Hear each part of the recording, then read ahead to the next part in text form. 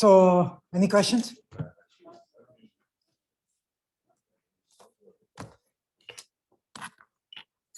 If you don't find yours, it means someone else took it. I still have your score. I will be able to give it to you if you send me a message. Thank you. I think one or two, because yeah, things are stuck together.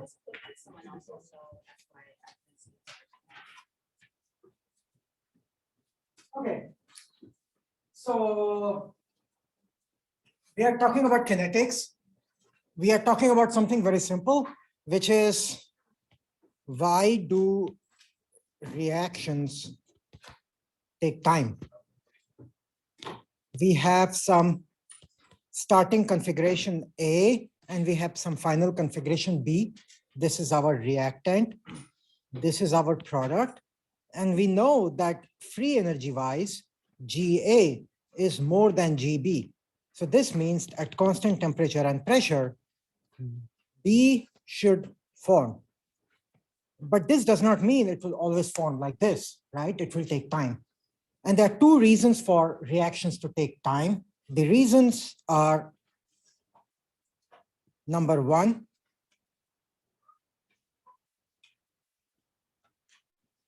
these molecules might need to overcome an energy barrier. So I can call this as an activated barrier crossing, and we will talk about this today. Or you can also talk of it as energy activation. So those of you who are interested in more in kinetics, I posted a review paper from around 1988 from Journal of Physical Chemistry, which goes through a lot of details, starting from work done by Rudy Marcus, who won the Nobel Prize for it in the 70s. He was my statistical mechanics teacher when I was in grad school. He was 86 years old and he would teach quite well. So energy activation is one way that, new bonds might form, which might be energetically lower, but in order for new bonds to form, you have to break some bonds to begin with, and that's going to have a cost. And the second reason, and it's really and/or reactions can take time due to either of these reasons or both of these reasons, right? The other reason that we studied last time is molecules have to diffuse, they have to get close to each other in order to react, right? So imagine, and this is what we studied last time, imagine you have a container, and in this container, you throw a lot of A over here, and you throw a lot of B over here. I shouldn't call it A and B because I wrote A and B for reactant and product here.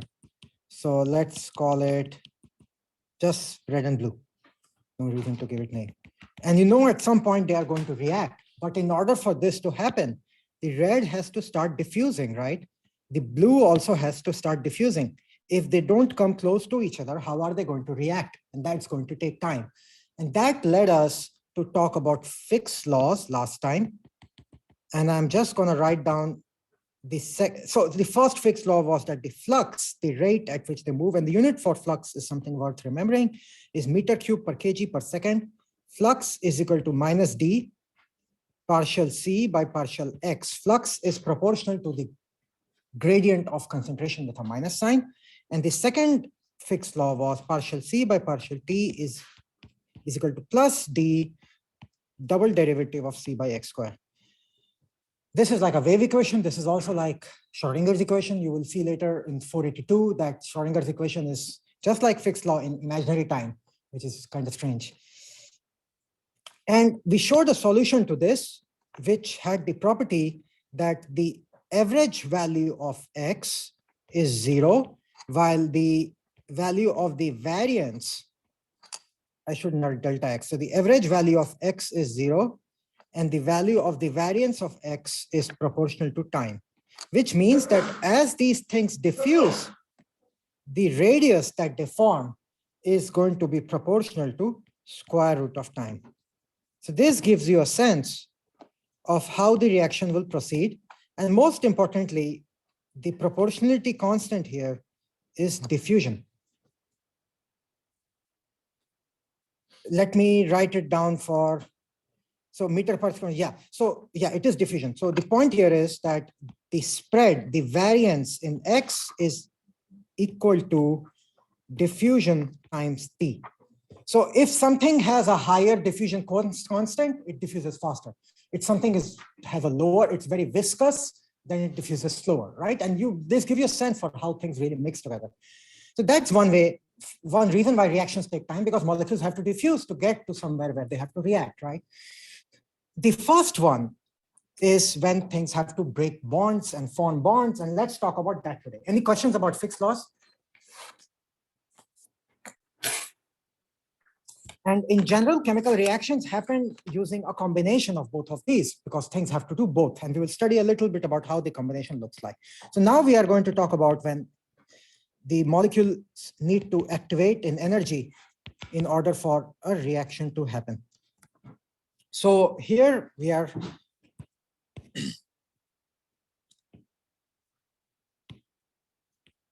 talking about some free energy and some reaction coordinate. And you have some reactant A and some product B. And you can see that the free energy of the product is lower than the free energy of the reactant, yet the reaction will take time to occur. And that time is dictated by the height of this barrier. Okay, the height of this barrier, let's call it delta G. And let's say our reaction is happening at a temperature T and at a pressure P. So how much time will it exactly take is the subject of a very famous theory known as transition state theory. Transition state theory was first proposed by Eyring, who I think got the Nobel Prize for this around 1950s. Then Rudy Marcus, who I mentioned to you, worked on it in 1960s, and later both of these I think got the Nobel Prize in chemistry for transition state theory, things related to rate constants. So what does transition state theory say? Transition state theory says that there exists a transition state through which the molecules have to go through for the reaction to occur, right? So this you could imagine that, let's consider a simple reaction. Let's say we have Na plus ion and Cl minus ion in a box made of lots of water molecules. Okay, so I'm drawing the bent water molecule here. They are all existing together. And in this, I have a sodium ion and a chloride ion, right?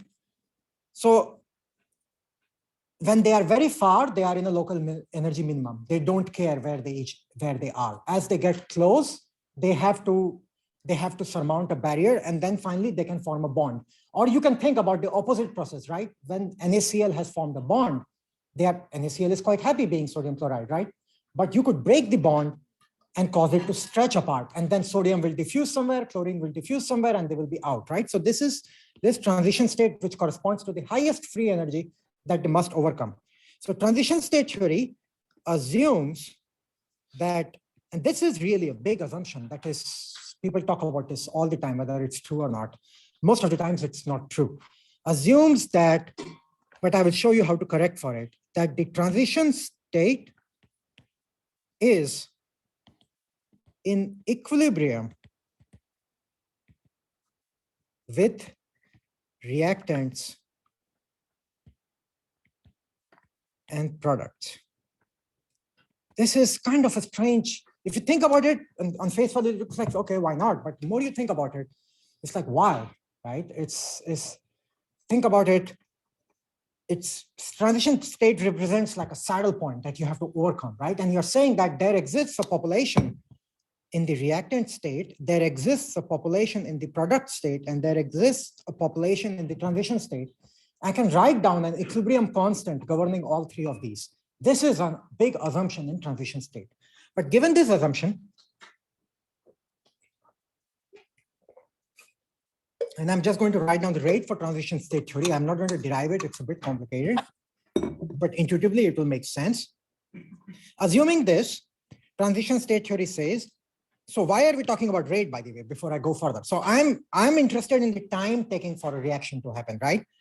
So time for a reaction is equal to 1 over rate for the reaction, right? So in chemical kinetics, you will always see people talking about rate constants for a reaction. And what is the connection between the time taken by a reaction and the rate constant for the reaction? They're just inverse of each other. This is not always true. This is true for first order kinetics. If this is true for an exponential process, and we can talk more about that later if you wish, but for now, this is true to a good, for a single step process, this is true. If you mess up many different processes in the same cluster, then it's not true. But for a single step, like we are talking about here, it is true. So the time for a reaction is equal to 1 over rate for the reaction, right? Which makes intuitive sense. And if you haven't picked up your midterm, don't, it's okay if you want to just come and look for it over here, because towards the end of the class, it becomes rushed. So transition state theory talks about this rate, and it gives us a sense for what the rate should be for things crossing over a barrier. It says that the rate is going to be equal to frequency at which molecules collide. That makes sense, right? If I never collide with you, how are we going to have a reaction, right? If we never met each other in 481, you would have gone around, I would have gone through life without knowing that you all exist. And that would have been sad, right? So we have to collide in order for the reaction to happen. And the faster we collide, the higher is going to be the rate of the reaction, right? So that's one factor. But just because two things collide does not mean a reaction will happen, right? The second factor that matters here is the probability. So I have a product of two things. Probability that once they have collided, sorry for my terrible handwriting, all of this garbage. Once they have collided, they can cross the barrier.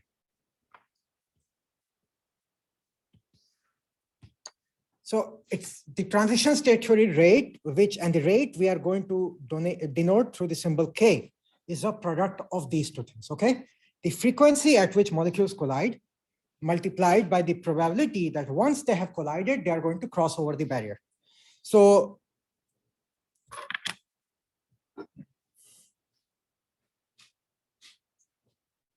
we are saying K is equal to nu. This is the frequency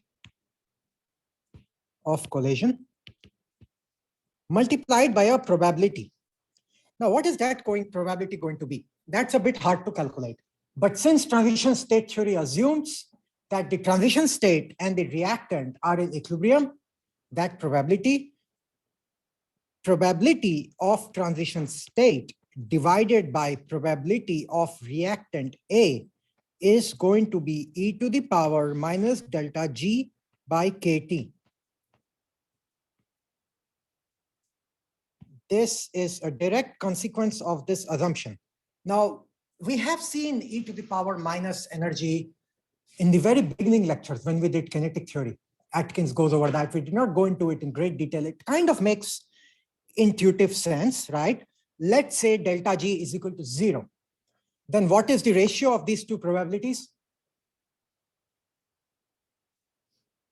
1, right? And what does delta G is equal to 0 mean? Delta G is equal to 0 means that you have your reactant and there is no transition state. It's like this, right? This is your reactant and this is your transition state. Certain chemical reactions are like this. Can anyone think about what chemical reaction might be like this? Should think about it. And the review paper that I've given, there are some examples of this type of thing. So, so in this case, delta G is equal to 0 and reactant probability is equal to same as transition state probability. This is my reaction coordinate and this is my G, the free energy. Let me draw it over here. So that it's in the notes and next year I remember Well, whenever I teach this next, I remember what I did. So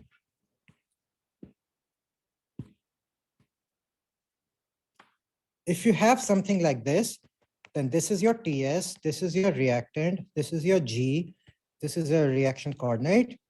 And in this case, delta G, not sometimes people write the delta G of the transition state as delta G dagger, delta G hash. You will see that quite commonly.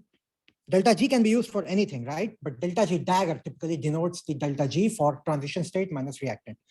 So let's use delta G dagger everywhere, okay? So in this case, delta G dagger is equal to 0. Now imagine you have a reaction that looks like,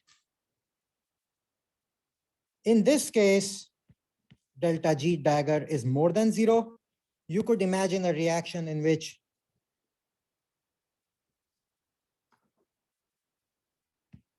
delta G dagger is much more than 0, right? You could keep increasing the height of the barrier. And you can see why it intuitively makes sense that as this relative free energy changes, the population of the two states goes down exponentially, right? If delta G is equal to 0, delta G dagger, then two states have the same population.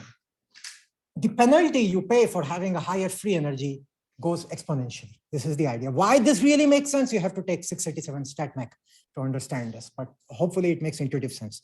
This means that this probability that I want to write over here can be written as EXP of minus delta G dagger by KBT. And this is the transition state theory expression. So K TST is equal to nu multiplied by e to the power minus delta G dagger by KBT. You have probably seen expressions like this for Arrhenius rate laws, right? Arrhenius rate law is a simplification of this type of expression. So the question now is, what is nu? Yeah, go ahead.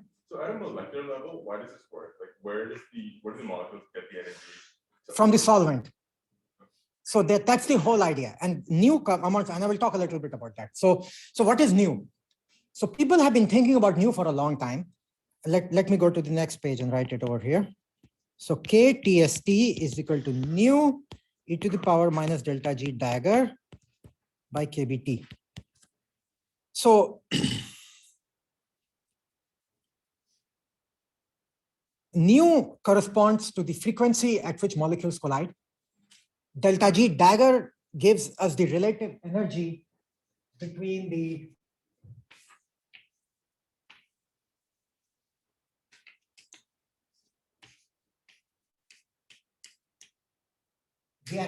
transition state and the reactant.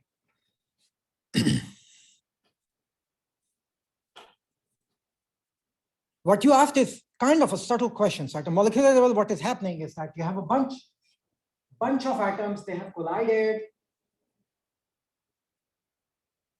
Once they have collided, the probability that they go over here is given by e to the power minus delta G by KT, but that's a static probability.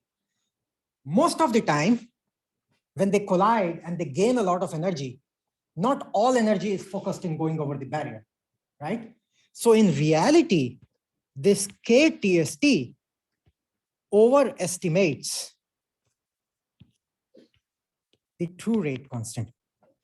Because often, even though you have gained energy, physically what it looks like, so transition state theory assumes that,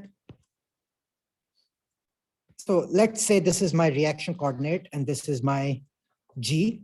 And again, let's say I'm talking about Na plus and Cl minus, these two atoms. And let's say the reaction coordinate here is Z, the distance between both of them, right? So how should it look like? We know that when the bond forms, in this case, NaCl likes to form, right? NaCl is a stable compound. It likes to form over just Na plus and just Cl minus, right? So it's going to look something like this, where you have stable NaCl, and here you have Na plus and Cl minus dissociated. right? So it's kind of opposite, but you can get the big picture here that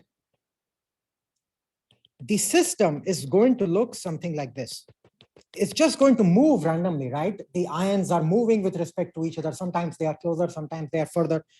Transition state theory assumes that once two of them collide and they gain enough energy to cross the barrier, to touch the barrier, they will immediately go to the other side. This is a big assumption because many times what will happen is that once you collide and manage to get activated over here, you might change your mind and you might recross this transition state and then decide to either go here or you might recross the transition state a few times and then decide that you're going to go back. So transition state theory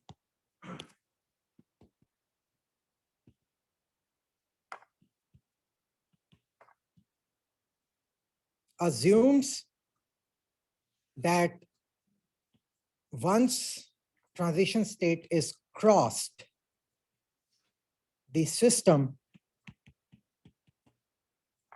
commits to the other basin, to the other side. And this is not true because it might come back. And this is really about how the energy, which modes has been the energy given to. So this is something to keep in mind. But now let's start talking about nu, the frequency, and we'll come back to this point just in a moment. So what is nu? And again, kinetics is not on the exam. So if this is new material and I'm teaching this for the first time, so I don't want to quiz you on this. I do want you to try to understand it as well as you can. And I'm not, it's not everything has to be in the exam for you to try to understand it, right? So what is nu? So Eyring came up with the first approximation for nu. He wrote down, using some ideas from quantum mechanics, that nu is equal to kBT, Boltzmann constant multiplied by temperature, divided by Planck's constant. And I forget whether this is Planck's constant or h cut. You know, h cut is Planck's constant divided by 2 pi. I think this is h cut, but in any case, it's just a difference of 2 pi. We're not going to care about that. So check h or h cut. I don't remember. So Eyring said nu is equal to kBT by h constant. So this is the first example of transition state theory. Eyring's TST, K is equal to kBT by h e to the power minus. First, Corina is there, right? Corina, you work with Leah, correct? So let's say, so Corina's advisor is Professor Leah Dodson. She works on astrochemistry and she's very interested in how, and you should go check out her lab if you are looking for cool projects. She's interested in how molecules collide and undergo reactions, not on Earth, but in crazy far out, right? Like outside the solar system and things like that. So let's say she is able to do an experiment for two funky molecules that collide over there. And she is able to tell that the barrier for them, this delta G dagger, is 10 kilojoule per mole. And she comes and asks Corina, can you calculate me how much time will this take to happen? So the first thing you can do, Corina, as a PChem student, is to use this Eyring expression. Why? Because you know the value of Kb. You know the value of T in the outer solar system. It's very cold, right? It's like 3 Kelvin or something, I don't know, even cooler. And you know value of Planck's constant. And Leah has given you the value of this barrier. So you can see this becomes very useful. Does anyone know what is the approximate value of KT by H at room temperature? Don't look up Wikipedia. Try to think and tell me. How much should it be?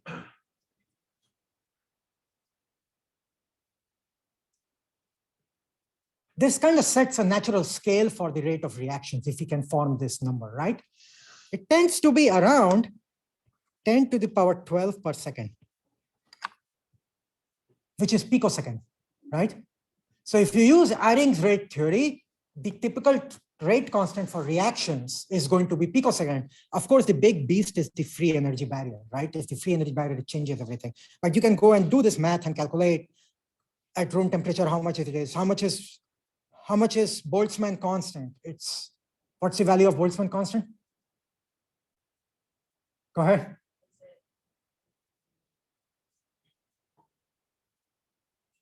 I'm interested in 10 to the power what? Okay, something like that. It's 18 or something. And so denominator is bigger, but you have a temperature and you do the math. You end up around 10 to the power 12 to 10 to the power 13 per second. So that's the picosecond frequency. That's Eyring's rate constant. So Eyring was the first guy who came up with a formula that's very easy to use to get us the rate constant. All we need to do is to calculate the value of the free energy barrier. How do we get the value of the free energy barrier? People use methods such as density functional theory in order to calculate it, although I could rant for 1 hour as to why all of it is wrong.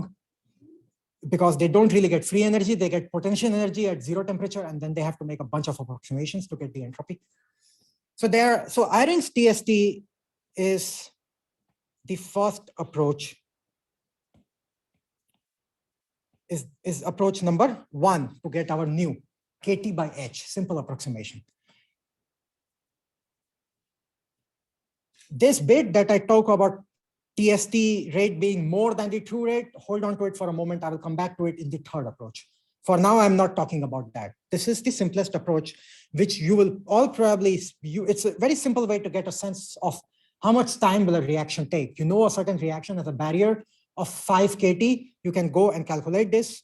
5 KT means if the prefactor is 10 to the power 12 per second, and you have a barrier of 5 KT, that means 5 KT divided by KT. So 10 to the power 12, e to the power minus 5. What is e to the power minus 5? That's e is around 3, right? So 10 to the power 12 divided by 2.7 to the power 5 per second. And you have a sense of how much the reaction is going to be. It's going to be a bit slower than picosecond. It'll probably be on the nanosecond time scale. So if a reaction has a barrier of 5 KT, you can see it's probably going to be slower than nanosecond, right? You can go and form these things, form this type of a sense. What's the strength of a hydrogen bond? Anyone knows? How strong are hydrogen bonds? We have a lot of biochemists here. Is 50 KT about right, or is 1 KT about 2 KT about right? Which is more likely for a hydrogen bond? 2 KT. They are a bit stronger than KT. KT is the thermal fluctuation energy, right? So hydrogen bonds are a bit stronger than 50 KT. You're talking about covalent bonds. They don't break easily. You can try doing this over here. You have 10 to the power 12, multiply it by e to the power minus 50. That's a very small number. Does anyone know of a pharmaceutical drug that forms a covalent bond inside the body? I was going to take it this morning, then I forgot. Tylenol. It's bad. It never really leaves once you take it. So you can get a sense for these things, right? Hydrogen bonds tend to have a barrier of around 2 KT. Covalent bonds are much stronger. So you can get a sense for how long will it last. So this equation is useful, but it's not exactly correct. Let's try to do a bit better than that. The second approach is called harmonic transition state theory. And this is going to get a bit mathier. This goes back to someone named Vineyard in around 1950s. So he looks at a reaction. So here we have been talking about a reaction along 1D reaction coordinate, right? So for this sodium plus and Cl minus, we have been talking about a 1D reaction coordinate, which is the distance between the sodium and chloride. But now let's imagine all of this is also in water, right? The reaction is happening in water. You could imagine some other coordinates. For example, you could imagine the number of water molecules that are between sodium and chloride, right? Once the atoms are far from each other, you have a lot of water between them. Once they get close, the water molecules have to squeeze out, right? You cannot form a bond. It's going to be third wheel, right? It's not going to be stay in the middle. The waters have to squeeze out. So you could imagine a 2D landscape, okay, in general for a system where you have some coordinate X, you have some coordinate Y. Y could be the true reaction coordinate, for example, it might be something else.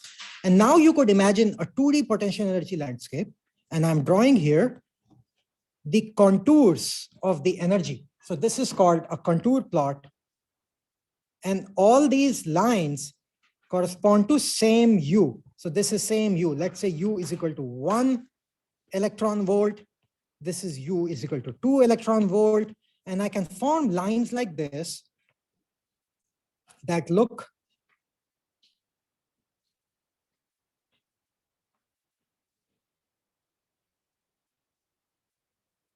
like this, okay? So this is an example of a potential energy surface. These are things you can calculate from quantum mechanics, from spectroscopy, from variety of things. You can calculate these potential energy surfaces.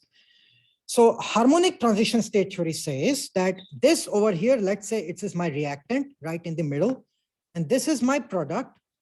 And this right saddle point over here is the transition state. So the saddle point is the transition state. So, and I want to think about U, the potential energy surface U, as a function of X and Y. In 2D, what is the condition for minimum? What happens to the first derivative at the minimum? It's 0. What happens to the first derivative at the transition state, at the saddle point? It's still 0. So what distinguishes a minimum from a saddle point? Go ahead, JB. The point is maximum in one direction and a minimum. Exactly. As you can see here, this is a maximum in this direction, but it's a minimum along this direction, right? That's how the lines are squeezed. So if you think about this, at the reactant point, the gradient of U is going to be 0.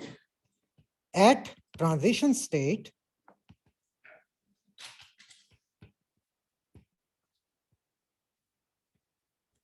the gradient of U is again going to be 0. What's going to be different is the second derivative of U. At the reactant point, in the reactant basin, if you look at partial U by partial X, partial Y, no, this should be partial U by partial X square, partial U by partial X, partial Y, partial square U by partial Y, partial X, partial square U by partial Y square. At a minimum, this matrix, all elements are going to be positive. That is the condition of a minimum. We do it in 1D also, right? A local minimum is where the first derivative is 0 and the second derivative is positive, right? A saddle point is where this thing has one imaginary eigenvalue. And I'm going at the speed of a rocket. I know it's too much, but I'm just trying to give you a flavor. So you have a matrix, right? This, anyone knows what's the name of this matrix? The matrix of double derivatives, right? It's the Hessian matrix. So anytime you have a matrix, you can diagonalize it and get the eigenvalues, right? So in the reactant, Hessian has two positive eigenvalues. In the product also, it has two positive eigenvalues. However, at the transition state, Hessian has one positive and one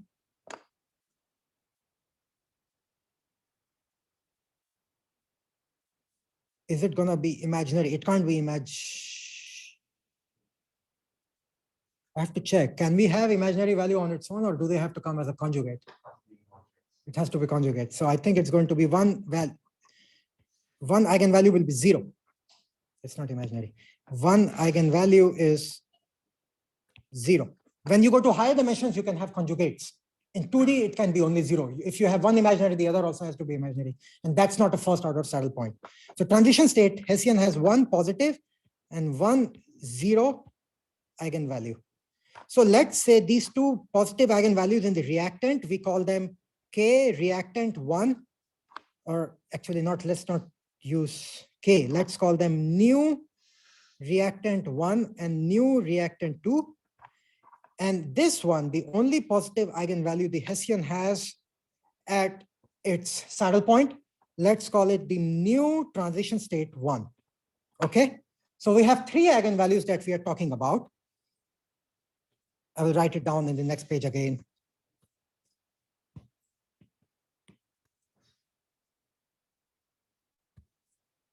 By the way, before you think this is all esoteric, organic chemists use this formula all the time without knowing what they're using. Believe it or not. They have software, it's called Gaussian, which uses this formula to spit out the rate, and they have no idea what they're doing, most of them. I went to a candidacy exam and I asked the student, how did you get this rate? And they were clueless, which was very sad. So hopefully you will have a flavor for where it's coming from. So the point here was, in reactant, Hessian has two eigenvalues. Eigenvalues come from diagonalizing the matrix, and they are new reactant 1, new reactant 2, two eigenvalues which are positive.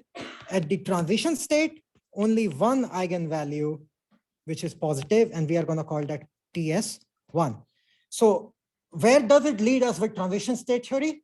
So harmonic transition state theory says that nu in the rate constant expression is the ratio of these two things. Therefore, K is equal to nu 1R, nu 2R by nu 1 TS e to the power minus delta G dagger by KT. So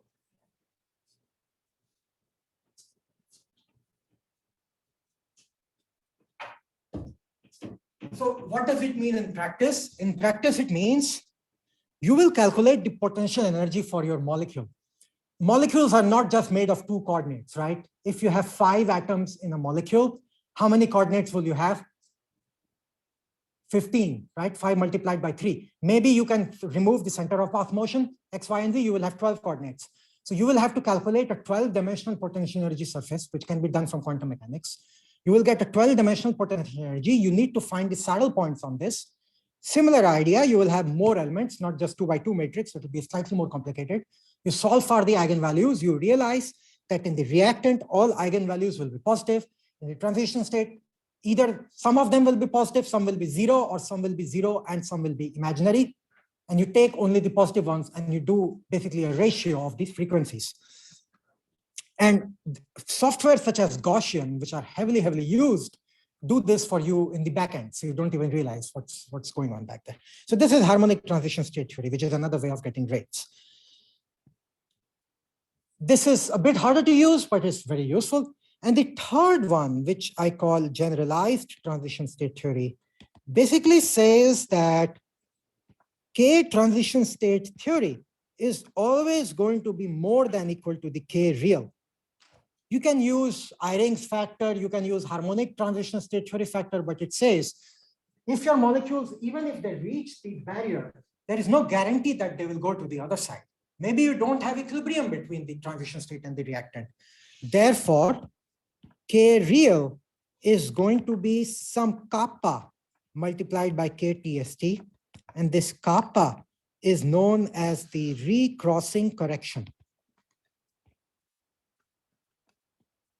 So kappa can be between 0 and 1, and kappa is really a quality of how good is your reaction coordinate. So in my lab, the research we do is to take very complicated systems and try to come up with reaction coordinates for them where the kappa is extremely close to 1. Or you can go and actually calculate it. There are ways for doing it. Go ahead. Wouldn't that result in? It's correct. There's no inconsistency. So this is transition state theory. I want to show you just one example for using it to how does the barrier come, and that will be the very last topic in 481. On Friday, we will do a recap of the semester. Before I go into it, please try to submit the course evals. Not all of you have submitted it clearly because the others have also not submitted it. Only 15 people have submitted. If you get to 90%, I will give 2 bonus points to everyone on the final.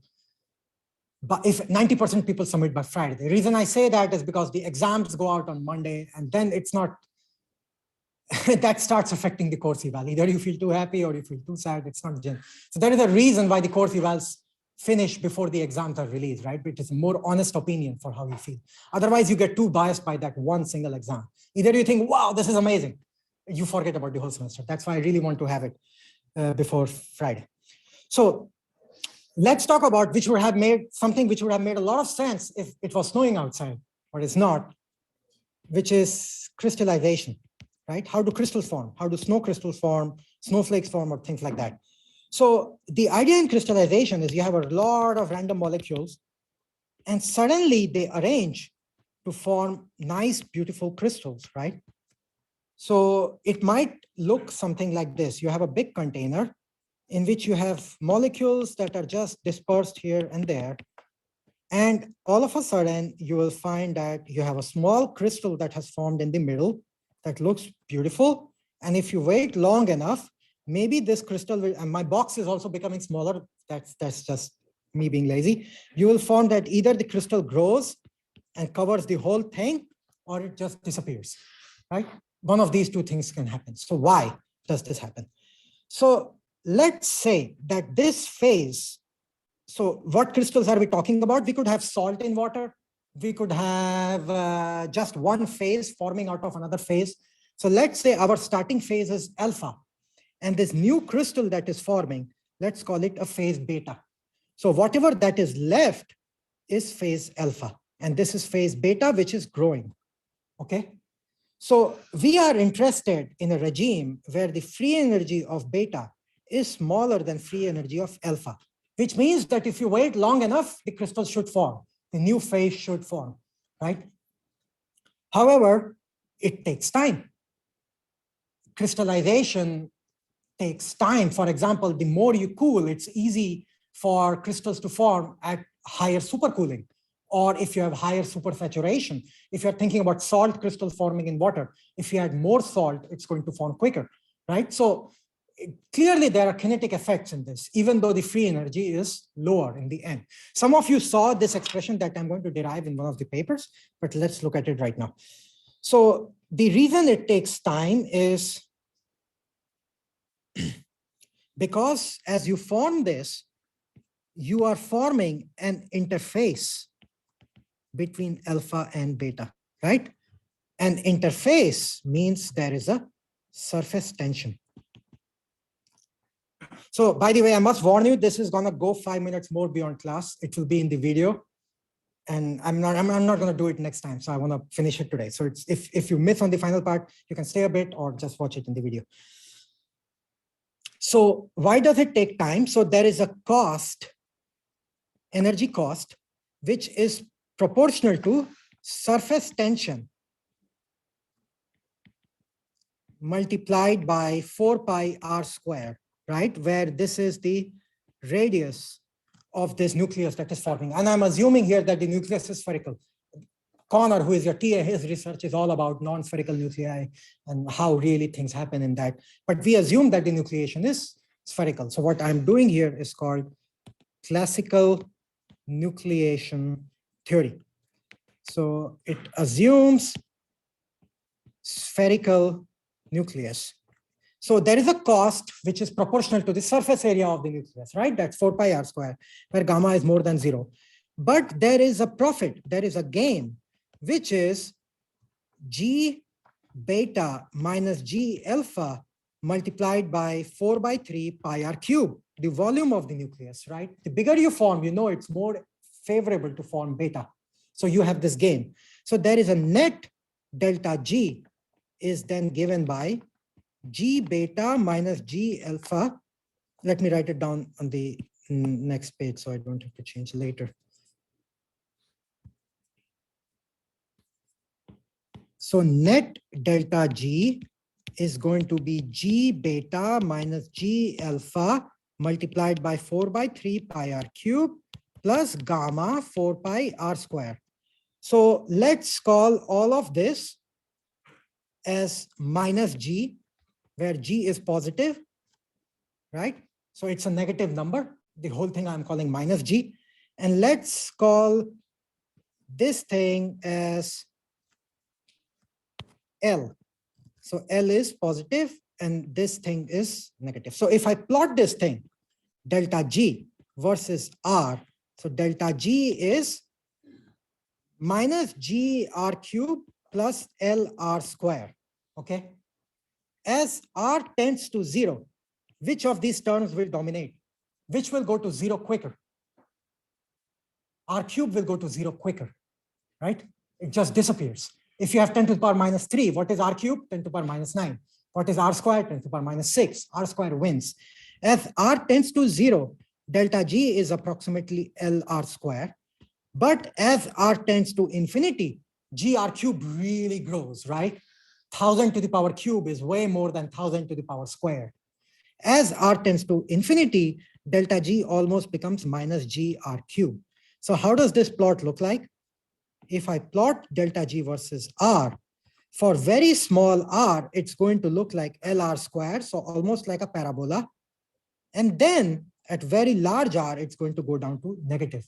And you can do the math here and you can calculate that there will be one point at which it takes some maxima, r star. You can calculate r star by doing d delta G by dr is equal to 0 at r is equal to r star. This is called the critical nucleus. So this means this picture from classical nucleation rate theory, and now this is my delta G dagger. So this classical nucleation theory assumes that nuclei are always spherical and that the size of the nucleus is the reaction coordinate. It was proposed in 1930s. People use it all the time. If you try to use it to calculate rate constant, you will sometimes find that it gives rate constant wrong, not by 10 times or 20 times, but by 20 orders of magnitude, which is enormous, yet people use it. Are people stupid? No, this kinetics is just very hard, so people use it. The final point I want to make is using this to explain the phenomenon of why in society, rich people keep getting richer and poor people keep getting poorer. In chemistry, that has a name. It is called Ostwald ripening. What does Ostwald ripening mean? Let's say you are a nucleus which is this big on the other side of R star. What is favorable for you, to shrink or to grow? To keep growing, right? So once you become rich enough, you keep getting richer. But if you're on this side over here, it's really, really hard for you to get richer. It's really hard for you to get bigger. So on this side, you keep shrinking.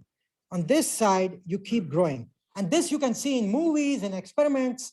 You will form some nucleus. The small ones will keep disappearing. Once one of the big nucleus becomes fat enough, it will grow and take over everything. And this is known as Ostwald ripening. It is a good model for many things in society, including knowledge. Once you get smarter, you get more and more smarter. You know, it just describes so many things. And that is really the last topic in 481. So please finish your course, Vivas. Thank you for coming to the last two classes. I really appreciate that all of you are interested in learning. And I will see you on Friday for a full recap of the semester. If you have questions about the semester that is not clear, please send them to me on Slack and I will try to cover them, either in class or in a video.